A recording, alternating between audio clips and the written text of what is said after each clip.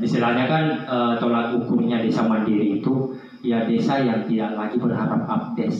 Makanya kita di masa-masa teman-teman di BPD di Bali itu desa yang status berkembang sama maju itu dia mesti masih memenuhi.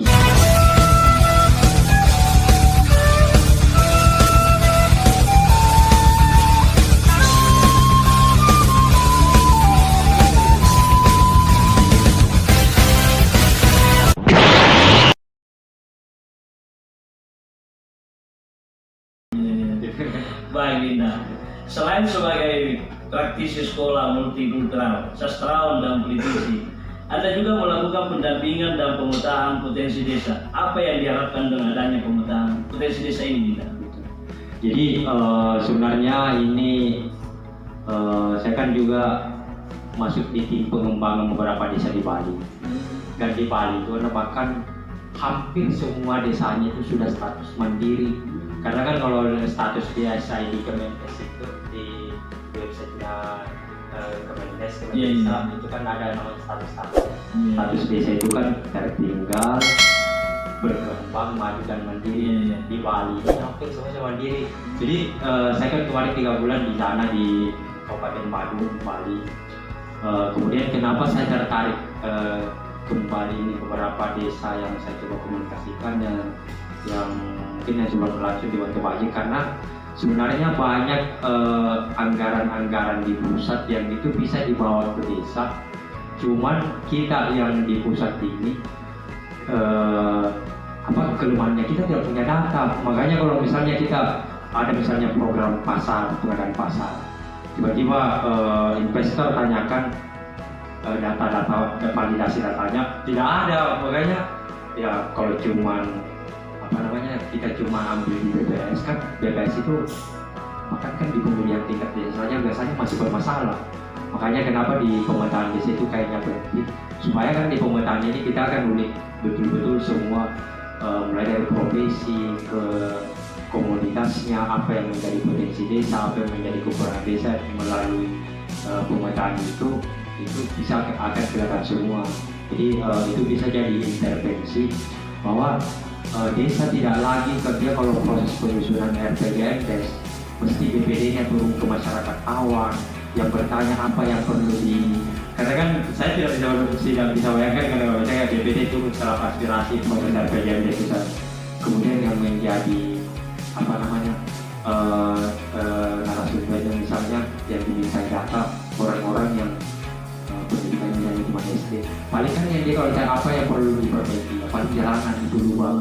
Saya kira kan hal-hal visi seperti ini tanpa turun serap aspirasi pun kan sudah kelihatan untuk apa serap aspirasi. Jadi saya menganggap bahwa proses pemetaan itu penting supaya sesuatu yang tidak terlalu terlihat secara kasat mata itu kelihatan di sana seperti misalkan kita mengembangkan suatu desa dengan proses awalnya pemetaan, maka di situ akan kelihatan berapa yang tingkatan SMA, yang berapa yang pendidikan sementara kuliah, berapa yang putus sekolah, berapa jumlah petani, berapa kemampuan produksinya setiap tahun.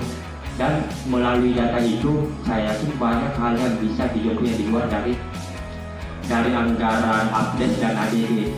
Karena kan kalau kita bisa bicara pengembangan desa kemudian selalu berpangkutan cuma dari update sama ADD, mau butuh waktu berapa lama. Misalkan anggaran setiap tahun setiap desa misalnya taruhlah misalnya 1,3 M, kemudian cuma sebesar anggaran ini kita berharap pengembangan desa semua sektor, saya kira agak mustahil. Anggap misalkan salah satu desa butuh perbaikan jalan, pelebaran, dengan anggaran ini saya melihatnya ini masih butuh waktu lama. Jadi mungkin perlu desa sekarang yang juga dengan situasi pandemi sekarang ini yang mesti beberapa anggaran dialihkan ke penanganan COVID.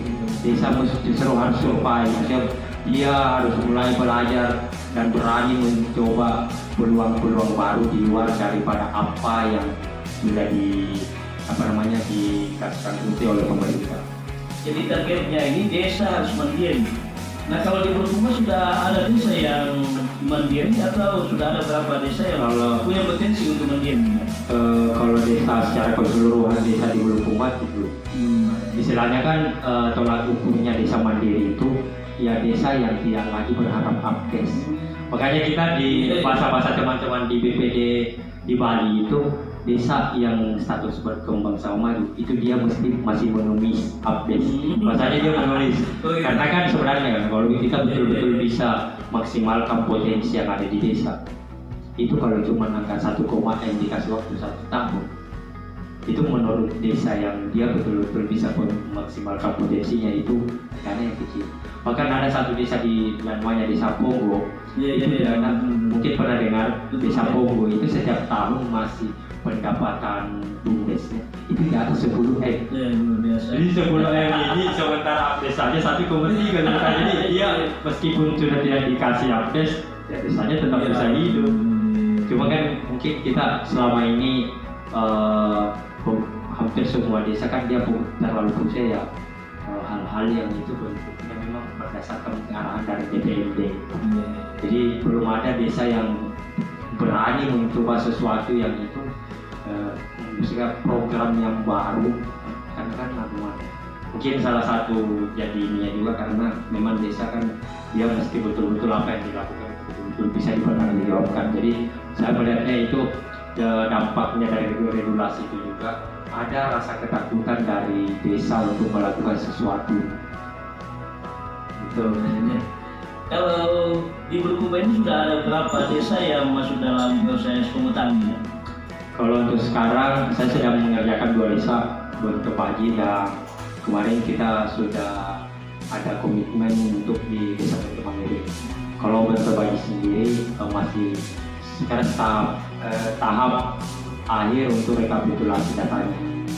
Dan saya kira kan sekarang dengan kecanggihan beberapa IT setiap proses pemetaan ini bisa cepat. Bahkan saya di Jakarta pun saya bisa melakukan intinya saya ada tim di lapangan itu biar tidak ada masalah. Dan kedepannya itu akan ditambah dengan desa-desa lain atau bagaimana? Rencananya iya, karena kebetulan yayasan kita di Nindaloka itu namanya Nindaloka itu sedang mengerjakan platform desa. Di platform desa ini kita akan pertemukan beberapa desa seluruh Indonesia yang memang kita jangkau untuk pemetaannya akan dikolaborasikan. Jadi di platform ini nanti akan kelihatan, taruhlah misalnya di platform ini akan ada beberapa desa dari Bali. Jadi kalau misalnya kita ada anggaran dari pusat, ya kita tinggal langsung lihat di platform itu mana desa yang betul-betul itu masih tidak ada pembangunan di sana ya, anggarannya alihkan ke situ, jangan lagi selalu ke daerah-daerah yang itu sudah maju. Jadi salah satu tujuannya itu tadi bahwa di samping ada pendampingan untuk program yang harusnya dimasukkan di RPJM setiap desa, kita juga akan tetap membantu bagaimana caranya supaya desa yang kita berhasil jangkau di pemetaan ini kita dampingi mereka, carikan anggaran buat program di desanya dan tidak mesti lagi harus berpangku tangan di ADD dan ABS. Jadi harapannya sih alangkah bagusnya kalau bisa semua desa di Bulukumba. Jadi sebenarnya sumber negara itu banyak sebenarnya di pusat ini ya, di Kementerian Desa misalnya mungkin ada sumber anggaran yang lain, tapi status desa ini harus ditingkatkan menjadi desa mandiri begitu kan? Bukan, kalau saya begini, maksudnya status desa itu sebenarnya itu dasarnya keadaan desa saat itu. Cuma persoalan anggaran yang mudah bisa dijawab itu tidak peduli soal status desa. Cuma yang dibutuhkan di situ memang kita betul-betul ada ditulis, ada data yang valid yang bisa kalau misalkan taruh misalnya ada investor yang mungkin bukan dari kementerian, bukan dari pemerintah, tapi ada investor yang dia ada program misalnya pembangunan pasar misalnya. Cuma kendalanya kalau misalnya kita mau jemput program itu, dasarnya kita di mana? Sementara data tidak ada. Jadi persoalan ada tidak anggaran itu saja. Ya, itu tidak ada ini yang dia mesti status desa maju atau mandiri tidak. Justru saya semakin dia masih di proses berkembang, yang dia harus lakukan yaitu tadi harus belajar mencoba membangun relasi yang lebih luas lagi, mencoba pulau-pulau baru yang di luar dari itu tadi desa ADD segala macam. Gitu. Dan itu belum ada yang desa yang kelola secara ya maksimal seperti ini dari Bulukumba ya? Belum. Kalau yang cuman yang saya apresiasi sih upaya dari Desa Karama. Kenapa Keramat kemarin yang pada saat mulainya kita pandemi itu betul-betul viral di beberapa daerah dengan program yang mengadakan cuci tangan di setiap rumah. Itu saya kira kan kalau kita belajar di situ, program yang mengadakan cuci tangan di setiap rumah ini kalau dibandingkan dengan desa-desa yang taruhlah misalnya di Pulau Jawa, kita melihat ini viral, padahal itu menurut mereka itu program ini kan memang kewajiban, apa yang istimewa. Makanya kenapa kemarin itu kelihatan citranya istimewa di kita di Bulukumba, karena cuma Keramat yang berani lakukan itu. Desa lain ya paling cuma buat posko. Kenapa? Karena cuma itu arahan dari PPMD. Jadi saya melihatnya bahwa belum ada kepala desa yang berani mencoba sesuatu yang baru yang itu mungkin di luar daripada regulasi yang ada, dan juga bagian daripada arahan dari PPMD atau Pemda.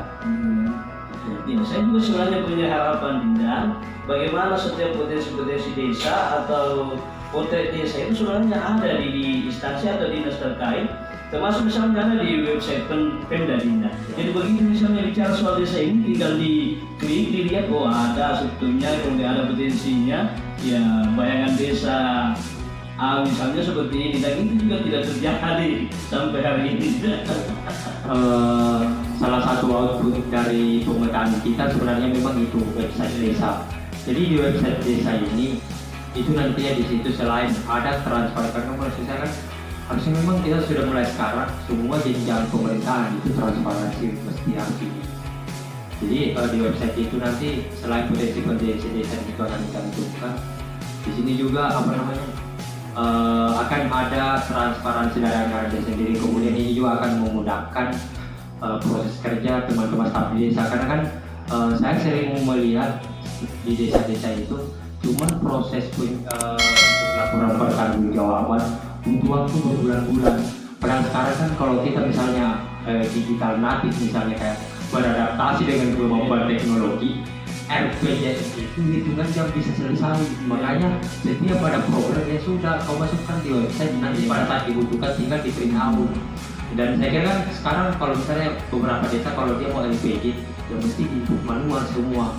Bahkan sekarang kan istilahnya kayak di transformasi digital sistem itu ya saya lihat juga belum ada desa yang berani melakukan itu. Maksudnya semua segala sesuatu itu budaya kerja kita masih menggunakan yang mungkin yang dulu bahkan sekarang dengan kemampuan teknologi misalnya era 4.0 justru kan arahnya sebenarnya ke situ. Era 4.0 itu tujuannya supaya kita ada kemudahan bekerja, ada efisiensi waktu, tenaga dan segala macam. Sekarang kan bahkan orang mengambil pengantar mau ke Capil saja misalnya harus melaksanakan itu kan desa. Padahal itu sebenarnya kalau kita ada upaya untuk memanfaatkan teknologi, ya masyarakat tinggal ini dia bisa melalui online. Kenapa tidak? Kan cuma rekomendasi. Sekarang ya cuma mau mengambil pengantar untuk kakak yang bisa antar kita kepada desa, berapa waktu yang berjuang, berapa anggaran yang dipakai. Jadi saya kira itu yang penting juga. Baik, dan cukup menarik diskusi kita pada kesempatan kali ini. Cuma kita dibatasi oleh waktu. Mungkin ada closing statement kita terkait dengan harapan terhadap pemuda hari ini dan apa yang mesti dilakukan pemuda hari ini untuk bisa membangun bangsa ini. Silakan bisa. Terima kasih. Jadi harapan saya sederhana. Kalaupun misalnya kita ada bentuk keresahan khususnya di Butapan Pitalopi ini, maka budaya anak-anak muda yang sekarang yang saya beberapa kali mendengar diskusi-diskusi teman-teman di Warkop yang dia persoalan kita bicara misalnya apa yang menjadi kekurangan di Bulukumba, dia tahu semua. Siapa kan mereka yang itu bentuk betul-betul di dapur pemerintah itu dia tahu bahwa ini salah, cuman saya belum melihat keberanian mereka untuk memberikan upaya konkret kontribusinya bagaimana menyelesaikan ini. Jadi saya justru berharap kalau misalnya kita bicara di sektor pariwisata misalnya kita kekurangan semacam oleh-oleh misalnya orang ke Bali oleh-oleh setelah pulangnya tidak ada yang yang harus dilakukan bagaimana caranya mengadakan itu. Dalam artian bahwa tidak, sekarang bukan lagi eranya cuma tahunya mengkritik, tapi alangkah elegannya pemuda yang baik itu yang tahu kritik tapi punya juga solusi. Dan jangan ini, maksudnya meskipun itu mungkin tugasnya dinas pariwisata, tapi kita mesti juga sadar bahwa dia juga ada keterbatasan, dan di situ dibutuhkan perannya anak muda yang konon katanya mereka punya tenaga dan kecerdasan yang ini. Alangkah kalau kita mulai sekarang arahkan ke hal-hal seperti itu. Ya baik, itulah diskusi saya melalui podcast Beat Soul pada kesempatan kali ini. Seorang anak muda yang luar biasa, dan Anda yang nonton video ini silakan di subscribe, di komen, di like, dan di share video dan channel ini agar channel ini terus bertumbuh dan berkembang. Terima kasih, demikian. Assalamualaikum warahmatullahi wabarakatuh.